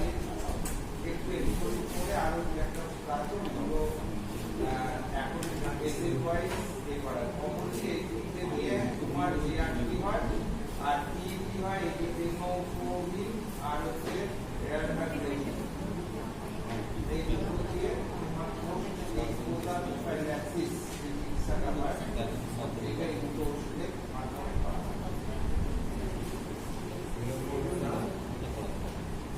র্যাডিটা র্যালটা RALTHERAIN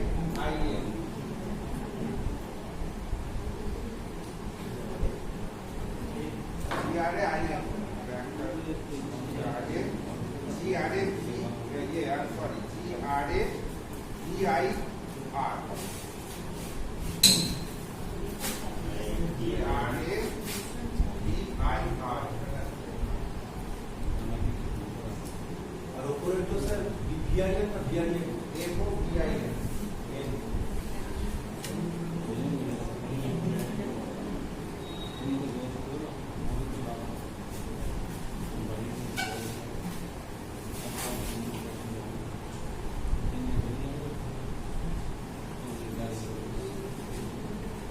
এবার লিখবো অ্যাম্পিসিলিন ভালো শেষ হবে না। পেনিসিলিন হয়েছে প্যারাসিটামল হয়ে গেছে তাই তো। এবার অ্যাম্পিসিলিন অ্যামোক্সিসিলিন এই দুটো তো হ্যাঁ স্যার তো দুটো হচ্ছে তোমার দুটোই অ্যামাইনো পেনিসিলিনের সংযোগে তৈরি।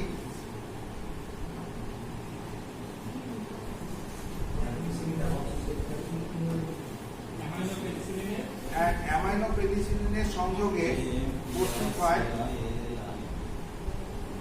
অ্যামাইনো পেনিসিলিনের সংযোগে প্রস্তুত অ্যাম্পিসিলিন এবং অ্যামোক্সিসিলিন এই দুটো অ্যান্টিবায়োটিক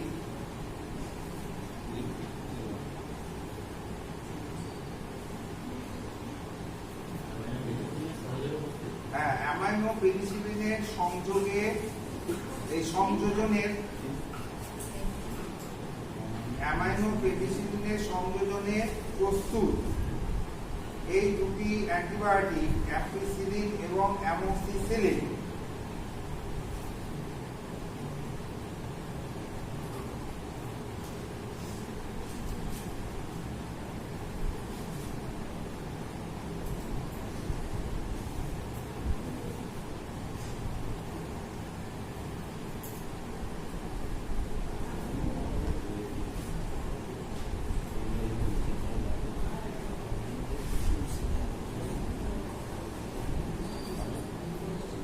বিভিন্ন প্রকারের গ্রাম পজিটিভ ব্যাকটেরিয়া যেমন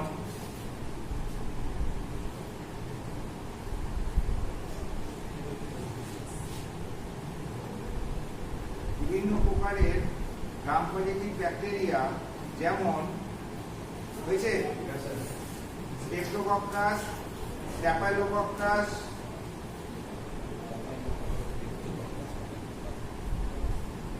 প্রভৃতি এবং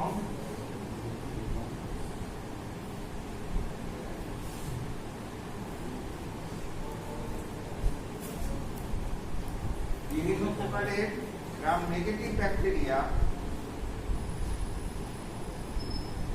যেমন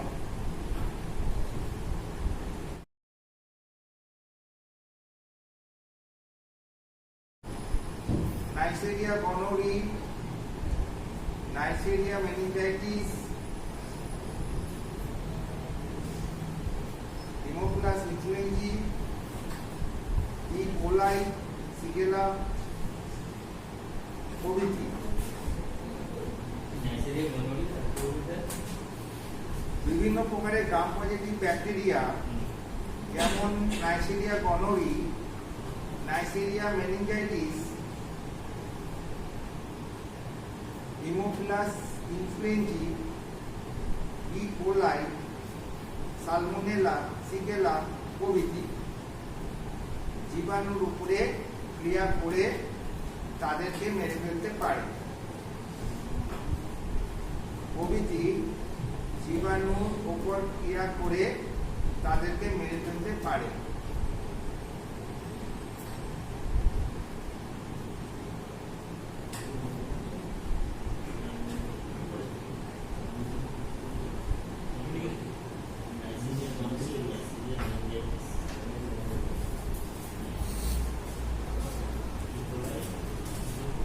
এই ঔষধ দুটি হয়েছে বলওয়ার্ডে হয়েছে কিনা অনেক বড় সেন্টেন্সে লিখেছি, একসঙ্গে অনেকটা বড় সেন্টেন্সে লিখেছি। কি লিখলে বড় তো একটু শুনি, কি দাঁড়ালো?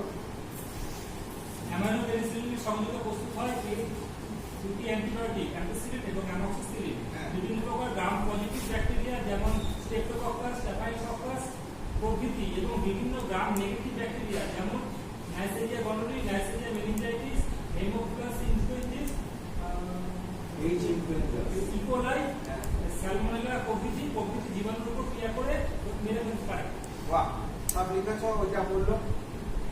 হ্যাঁ, এরকম ভাবে লিখেছো তো সবাই? ঠিক আছে। আচ্ছা, এই ওষুধ দুটি সাদা রঙের, জলে দ্রবণীয়, তেতো স্বাদযুক্ত।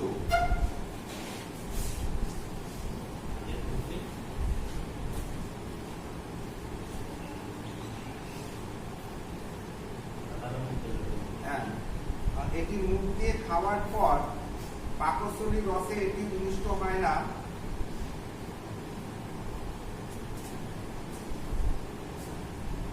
এবং 30 মিনিটের মধ্যেই রক্তে সর্বোচ্চ মাত্রায় পৌঁছায়।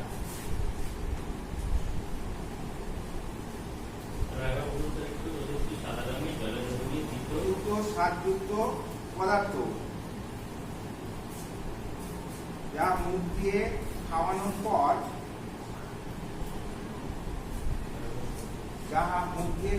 পর পাকস্থলীর রসে নষ্ট হয় না এবং 30 মিনিটের মধ্যে রক্তে সর্বোচ্চ পর্যায়ে পৌঁছায় বা সর্বোচ্চ মাত্রায় পৌঁছায়।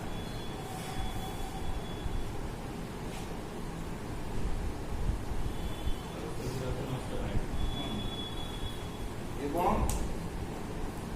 30 মিনিটের মধ্যে রক্তে এটি সর্বোচ্চ মাত্রায় পৌঁছায়। 250 থেকে ম্যাক্সিমাম 250। হ্যাঁ, 30 মিনিটের মধ্যে এটি রক্তের সর্বোচ্চ মাত্রায় পৌঁছায়, তারপরে কাজ শুরু করে, রক্তের মাত্রায় পয়েন্ট হয়ে বিভিন্ন জায়গায় কাজ শুরু করে দেয়। এবার কাজ,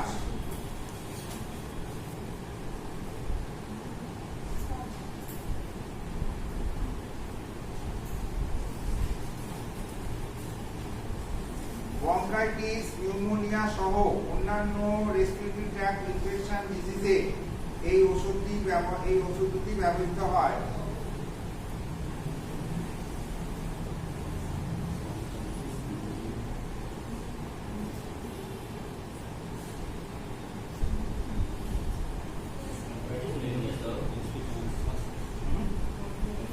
ব্রঙ্কাইটিস, নিউমোনিয়া কলেরা সহ অন্যান্য রেসপিরেটরি ট্র্যাক্ট ইনফেকশন ডিজিজে এই ঔষধটি ব্যবহৃত হয়।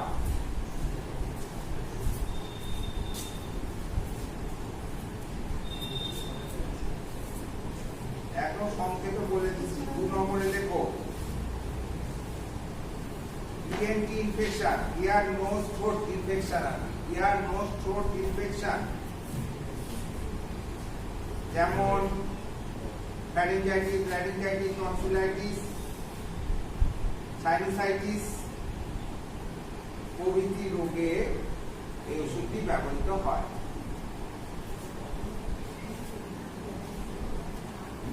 ইয়ার নোজ থ্রোট ইনফেকশন, এক কথায় ENT ইনফেকশন যেমন ফ্যারিঞ্জাইটিস, ল্যারিঞ্জাইটিস, টনসিলাইটিস, সাইনোসাইটিস প্রভৃতি রোগে এই ওষুধটি ব্যবহৃত হয়।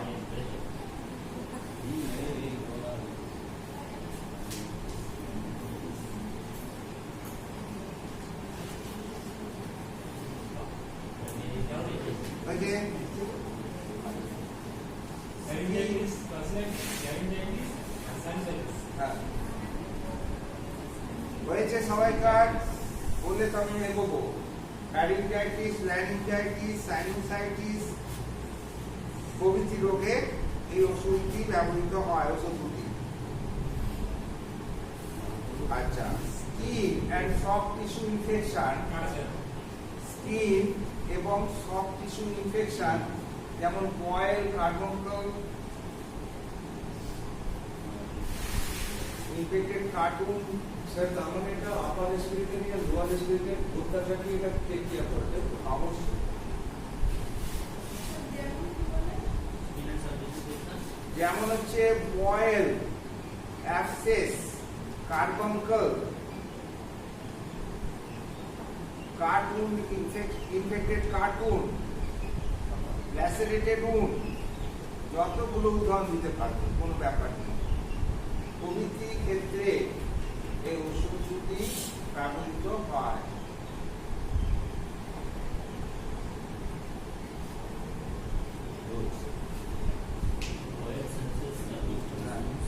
মোদ্দা কথা যে বাড়াবাড়ি হয়ে গেলে পরে আবার স্কিন চালাবো।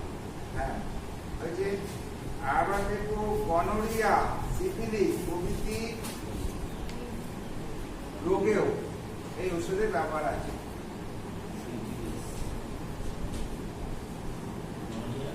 সিফিলিস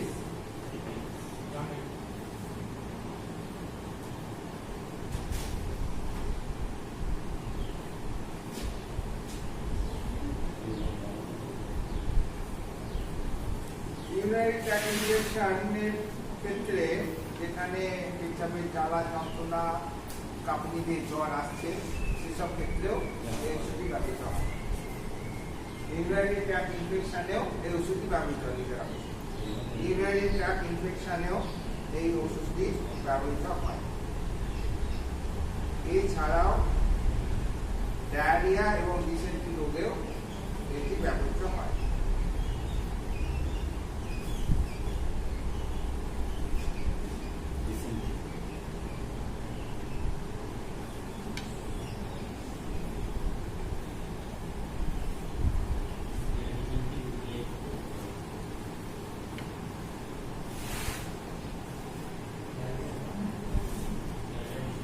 এবার ডোজ লেখো, ডোজ।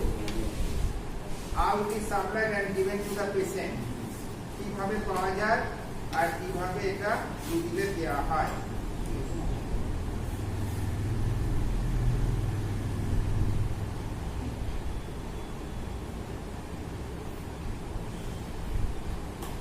এটা ক্যাপসুল এবং ট্যাবলেট ফর্মে পাওয়া যায়, 250 mg, 500 mg।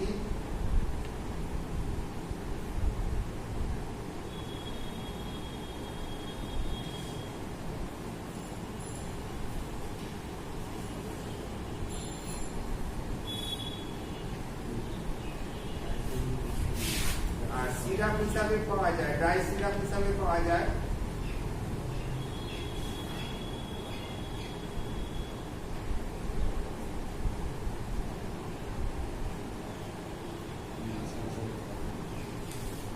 আর ইনজেকশন হিসাবেও পাওয়া যায় 100 এমজি 250 এমজি 500 এমজি 1 গ্রাম।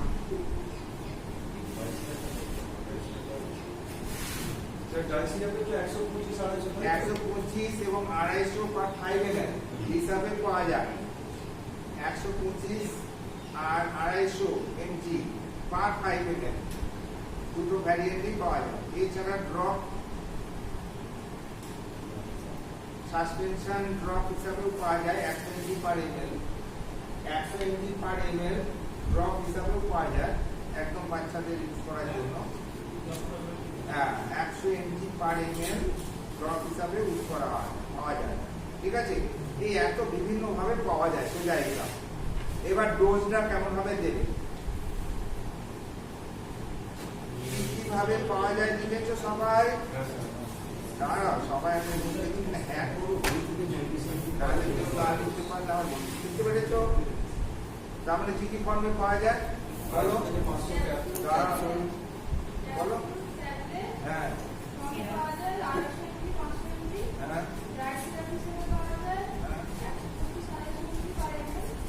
ফাইভ ml পার 5 ml। হ্যাঁ পার ml নয়। হ্যাঁ না ড্রপটা পার ml, 100 এমজি পার ml। ড্রপটা 100 mg পার ml। ঠিক করো আগে উল্টো পাল্টা লিখো না। হয়েছে? আচ্ছা তো ইনজেকশন আমার ছাড়ো হয়েছে। এবার ডোজ কিভাবে দেওয়া হবে? হ্যাঁ আচ্ছা অ্যাডাল্টদের সাধারণত 250 থেকে 500 এমজি দিনে 3 বার করে 7 দিন খাওয়ানো যেতে পারে। ম্যাক্সিমাম ডোজটা বলে 500 এমজি TDS into 7 days।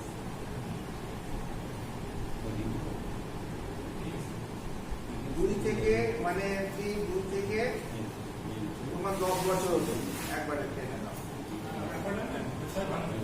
আচ্ছা 6 থেকে 12 করো।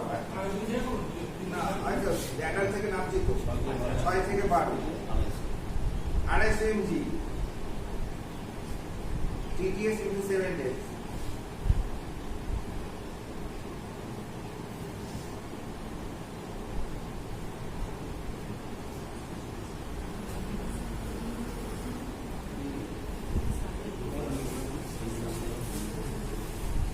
দুই থেকে 6 125 থেকে 250 দিনে 3 বার 7 দিন। হ্যাঁ কারণ একটু বড় হলে একটু বেশি লাগে। 3-4 বছরের বাচ্চাদের 250, সেই জন্য একবারে লিখে রাখবে 125 থেকে 250 দিনে 3 বার করে 7 দিন। ঠিক আছে? আচ্ছা এবার হচ্ছে তোমার 1 থেকে 2 বছর 125 এমজি করে 125 এমজি করে। আর লেস দ্যান 1 ইয়ার এই 1 ইয়ার হ্যাঁ ওদের 100 এমজি করছে। 1 থেকে 2 মাসটা বলেছে 125। হ্যাঁ আর লেস দ্যান 1 100 এমজি করে ড্রপ একটা মেল করে দিতে পারে। 1 এমজি করে ড্রপ। 10 ফোঁটায় যদি 1 ml হয় তো 10 ফোঁটা, 15 ফোঁটায় 1 ml হলে 15 ফোঁটা। তো 100 এমজি 100 এমজি ওইটা লিখে হবে 100 এমজি করে দিনে 3 বার 7 দিন।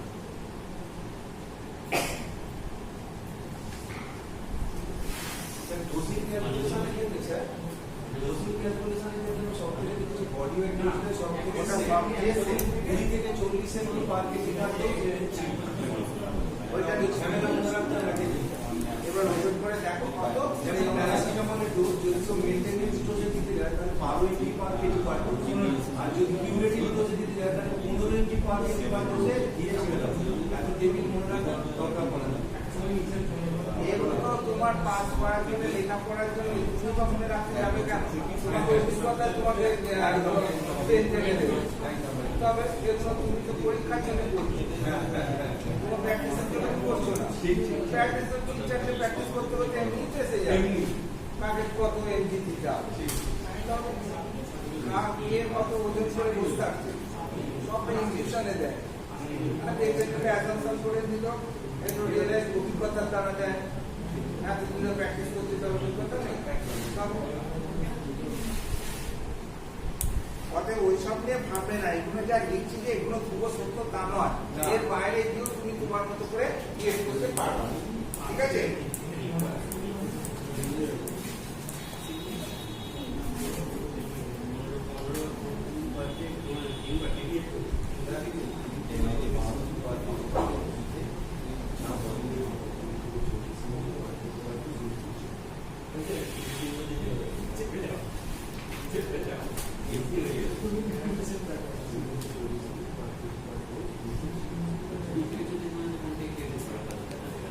আরে তোমার ইচ্ছা মতো তুমি দেখো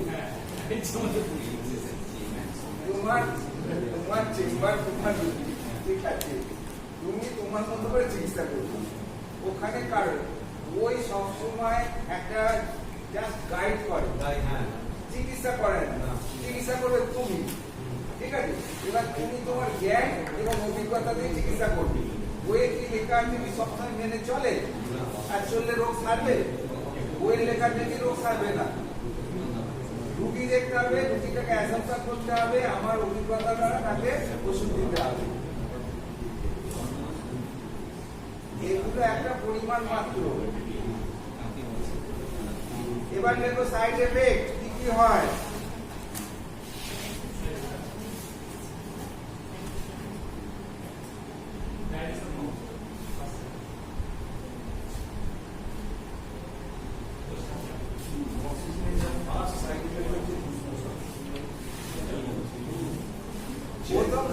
যদি হাইপারসেনসিটিভিটি থাকে তবে অ্যালার্জিক রিঅ্যাকশন দেখা দিতে পারে মানে স্কিন র্যাশ ইচিং প্রভৃতি দেখা দিতে পারে বাট যদি অ্যালার্জি বা হাইপারসেনসিটিভিটি থাকে এক নম্বর কথা দু নম্বর কথা হচ্ছে ডায়রিয়া এবং গ্যাস্ট্রিক আপসেট দেখা দিতে পারে কারণ এই দুটো ওষুধ খেলে হামেশাই আমাশা পায়খানা হয় অধিকাংশ রোগীদের এবার আমরা বোঝাবার জন্য বলি সর্দিটা নেমে যাচ্ছে কি বলবো রোগীদের বলে ও সর্দিটা নামতে কোনো কথা আমরা জানি এটা তো সাইড এফেক্ট যখনই ওষুধ শেষ হলে ও ভালো হয়ে যাবে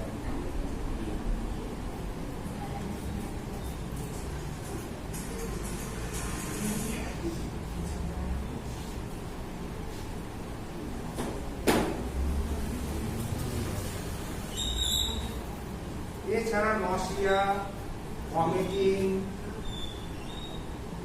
প্রভৃতি দেখা দিতে পারে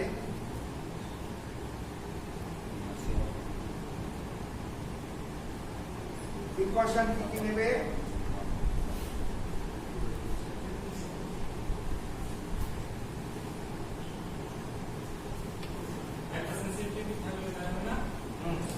এক নম্বর হচ্ছে হাইপার সেন্সিটিভিটি থাকলে আমরা এটা দেবো না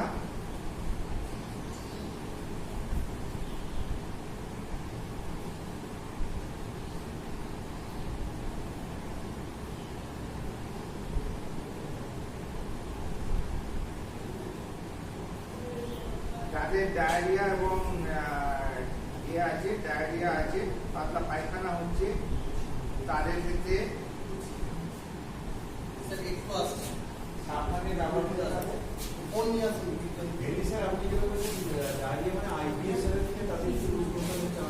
হ্যাঁ সেক্ষেত্রে আমাদের সাবধানে দিতে হবে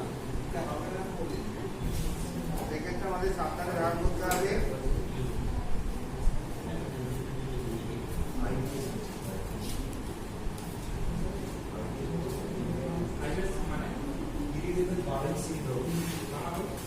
বারবার পায়খানা এগুলো আসে এবং পাতলা পাতলা ছিটছিট করে পায় স্যার একটা কথা বলো বলছি স্যার অ্যামক্সিসিলিন যেটা লুমিনেশন হয় যেটা দেখা যায় এটা তো অ্যাক্টিভ সাইড সিডা যার ফলে যখন এটাকে অ্যাবজর্পশন হয় ইন্টেস্টাইন দিয়ে তখন এটা জিআই ফ্লোরা কি মানে কিছুটা আমাদের হোস্ট ব্যাকটেরিয়া আছে সেই হোস্ট ব্যাকটেরিয়াগুলোকে মেরে দেয় এবং জিআই ফ্লোরাগুলোকেও কিল করে যে কারণে জন্য লুমোশনটা হয় এক্ষেত্রে আটকানোর একমাত্র ভালো দিক হচ্ছে অ্যামক্সিসিলিনের সঙ্গে যেগুলো ল্যাকটিক অ্যাসিডাস খাইয়ে দেয় 60 মিলিয়ন সোর্স ল্যাকটিক অ্যাসিড বা 30 মিলিয়ন সোর্স খাইয়ে দেয় তাতে থেকে অনেকটা আটকে যায় এখন সব ওইসব মিশিয়ে তৈরি করতে না ন্যাচুরাল স্টোরি আগে দেওয়া থাকতো এলবি বলে, যেমন অ্যামক্সিলিন আমরা প্রবর্তন নোভামক্সিল দিই, এখন সেটা এখন চেঞ্জ হয়ে গিয়ে এখন আলাদা করে ল্যাকটিক অ্যাসিড দিতে হয় উইথ জিঙ্ক। প্রোবায়োটিক গুলো কিন্তু হ্যাঁ হয়তো probiotic not prebiotic, probiotic probiotic গুলো দিতে হবে। প্রোবায়োটিক গুলো ব্যাসিলাস ক্লসি বা আপনার স্যাক্টোমাইসিস বুলার্ডি এই সাইড ইফেক্ট গুলো কভার করার জন্য আমরা প্রোবায়োটিক মানে অ্যাডভাইস করি। দিদিও ওটা হয় না। ব্যাসিলাস ক্লসি ওগুলো ব্যাসিলাস ক্লসি স্যাক্টোমাইসিস বুলার্ডি। আর বাচ্চাদের থেকে দূরে রাখবে, এক্সপায়ার ডিম থেকে খাওয়াবে, এইসব এটা তো প্রেগনেন্সিতে দেওয়া যাবে না। না প্রেগনেন্সি আর ল্যাকটেশনের সময় এদের সাবধানে ইউজ করতে হবে। দেওয়া যাবে না, দেওয়া যাবে, সাবধানে ইউজ করতে হবে। কারণ বাচ্চাদের তো দেওয়া যায় অতএব, আর এরা প্ল্যাসেন্টাল ব্যারিয়ার ক্রস করতে পারে। কিন্তু যেহেতু বাচ্চাদেরও দেওয়া যায় সেহেতু ল্যাকটেটিং মাদারের ক্ষেত্রে এটা কোনো অসুবিধা সৃষ্টি করে না, কিন্তু প্রেগনেন্ট মাদারের ক্ষেত্রে এটা অসুবিধা সৃষ্টি করতে পারে।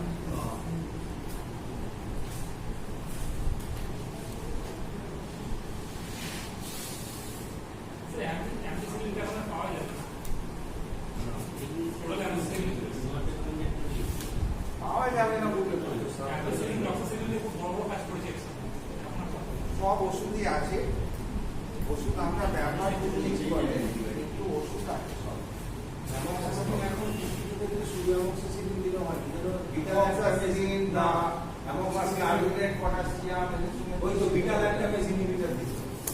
অ্যাকচুয়ালি কি হয় এটা সেল ওয়াল সিনথেসিসকে অ্যাকচুয়ালি সেলের ভেতরে গিয়ে তো কাজ করতে পারে না, এটা একটা সেলটাকে পেনিট্রেট করার জন্য ওই তো সেল একটা এজেন্ট লাগে, সেটাই হচ্ছে তোমার কার্বোনেট পটাশিয়াম, তারপরে হচ্ছে হ্যাঁ এরা কি করে দুটো মিশে থাকে, একজন গিয়ে রাস্তা তৈরি করে আর অ্যামোক্সিসিলিনটা ভেতরে গিয়ে কাজ করতে পারে, ফলে ব্যাকটেরিয়াকে সম্পূর্ণভাবে নষ্ট করে। এটা আপনি লিখেছেন আগের ক্লাসে লিখেছেন যে একটা সেল ওয়াল একটা তৈরি করে, এই cell wall protein binding protein basement cell wall তৈরি করে। এইটাকে নষ্ট করতে পারে না একটা, ওটা যেটা একটা রাস্তা চাই, ওই জন্য বিটা ল্যাকটামেজ ইনহিবিটর সেখানে একটা গাইডেন্স দেওয়া হয়, গাইড থাকে, ও গাইড করে দিই। বিটা ল্যাকটামেজ ইনহিবিটর এইবার বলছে সরকার বলছে যেখানে ব্যবহার করবে, ওরা শুধু সিকল ব্যবহার করতে হবে, এগুলো তখন সম্ভব হয়।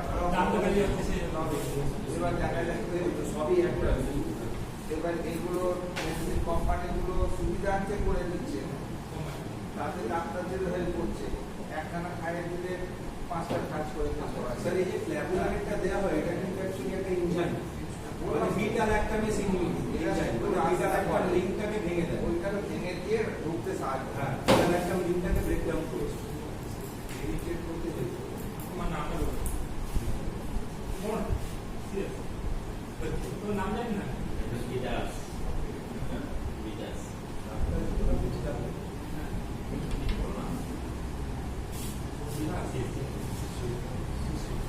ব্যাকটেরিয়া তার মানে অ্যাম্পিসিলিন, অ্যামোক্সিসিলিন, পেনিসিলিন, হ্যাঁ সব সিলিন গুলো হয়ে